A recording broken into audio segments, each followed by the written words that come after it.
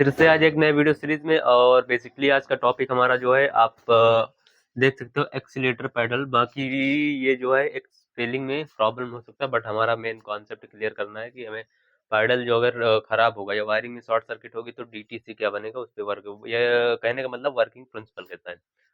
तो वर्किंग का मतलब ये है कि हम पूरा प्रैक्टिकली भाषा में समझेंगे कैसे काम करता है, क्योंकि हम जो है सपोज करो कि गांव से, जैसे गांव से कोई मैकेनिक है, इलेक्ट्रीशियन, टेक्नीशियन, तो उसको समझने में प्रॉब्लम होती है, क्योंकि ऑलमोस्ट जो डाटा पड़ा हुआ है वो सब ज़्यादातर इंग्लिश में पड़ा हुआ है, तो इसलिए दिक्कत होती है। तो मैं सोचा कि आपके साथ एक वीडियो बना के शेयर करूं कि जो है एक्सीलेटर पेडल काम कैसे करता है।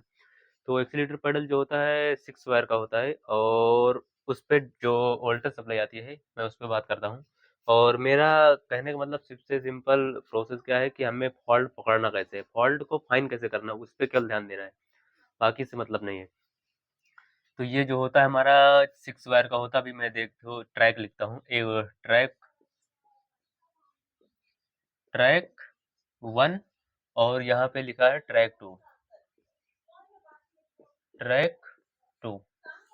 अब ट्रैक 1 में जो है 3 वायर का होता है, 1, 2, 3, और इसमें भी 1, 2, 3, 3 हो गया।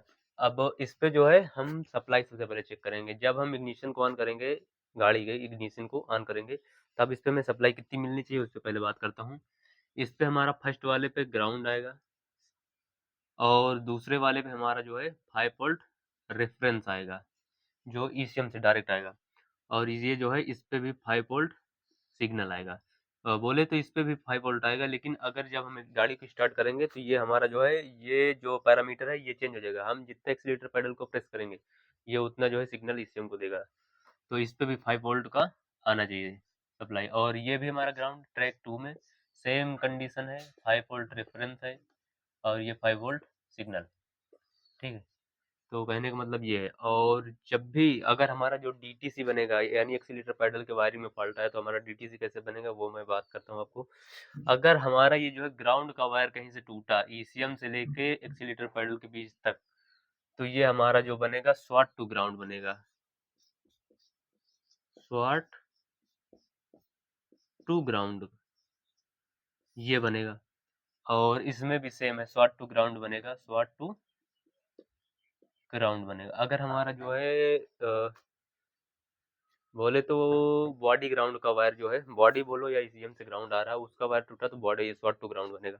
तो ये हमारा कॉन्सेप्ट क्लियर हो गया। अब हमारा जो है 5 वोल्ट का अगर टूटेगा वायर, कहीं से अगर ब्रेक हुआ 5 वोल्ट की सप्लाई, तो हमारा जो बनेगा वो एक्सीलेटर पैडल सर्किट हाई का बनेगा। तो इस चीज को ध्यान देना है, अगर 5 वोल्ट जो ईसीएम से आ रहा है वो जो है, अगर इसका वायर जो है कहीं से ब्रेक हुआ तो ये जो बनेगा सर्किट हाई का,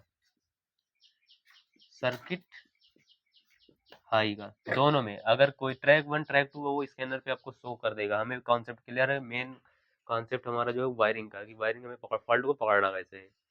तो स्कैनर का लैंग्वेज अलग अलग रहता है, बाकी आप इजीली पकड़ लोगे अगर आपको सप्लाई पता है किस पे कितनी वोल्टेज आती है। तो इस पे भी सर्किट हाई का बनेगा, सर्किट हाई का। और ये जो है अगर हमारा सिग्नल का वायर कहीं से ब्रेक हुआ, तो ये तो शॉर्ट शॉर्ट सर्किट हो गया, या फिर हो गया सिग्नल का। सिग्नल का तो सिंपल तरीके से आप फॉल्ट को पकड़ सकते हो कि अगर मल्टीमीटर को एक एक प्रोब जो होता है उसका बॉडी ग्राउंड पे, दूसरा अगर सिग्नल वाले पे लगाओगे, एक्सीलेटर पेडल को प्रेस करोगे, अगर रीडिंग नहीं बढ़ रही तो सिंपल तरीका है कि आपके एक्सीलेटर पेडल में प्रॉब्लम है। या फिर आप लाइव डाटा चेक करोगे। लाइव डाटा में मैं आपको बता देता हूँ, एक्सीलेटर पेडल को सिलेक्ट करना है स्टार्ट करके, और उसके बाद आपको जो है एक्सीलेटर पेडल को पूरा प्रेस कर देना, पूरा जो है दाब देना। तो उसके बाद हमारी जो रीडिंग है वो 100% जानी चाहिए। अगर वो 100% जा रही है तो इसका मतलब हमारा जो है एक्सीलेटर पेडल काम कर रहा है। और फिर हमारा जो फॉल्ट हो सकता है वो ईसीएम में हो सकता है, वायरिंग में तो नहीं होता। अगर सप्लाई ओके है तो हमारा जो है तो वायरिंग सही है, और एक्सीलेटर पेडल 100 जा रहा है, तो ये हमारा जो एक्सीलेटर पेडल भी ओके है। तो मेन फिर आपको ऑन टेबल ईसीएम को कॉइन बॉक्स पे लगा के चेक करना पड़ेगा कि हमारा जो है ईसीएम में फॉल्ट तो नहीं। अगर ईसीएम में ऑन टेबल पे जनरेट हो रहा है डीटीसी, तो इसका मतलब ईसीएम में फॉल्ट है।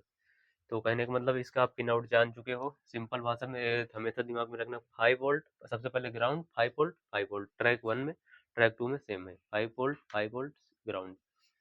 तो अभी ये हो सकता है कि ये जो सिग्नल है इस वाले 2 नंबर पे आ सकता है, 3 पे आ सकता है, वो तो आप सिंपल चेक कर सकते हो। अगर सप्लाई आ रही थी इसका मतलब ओके है।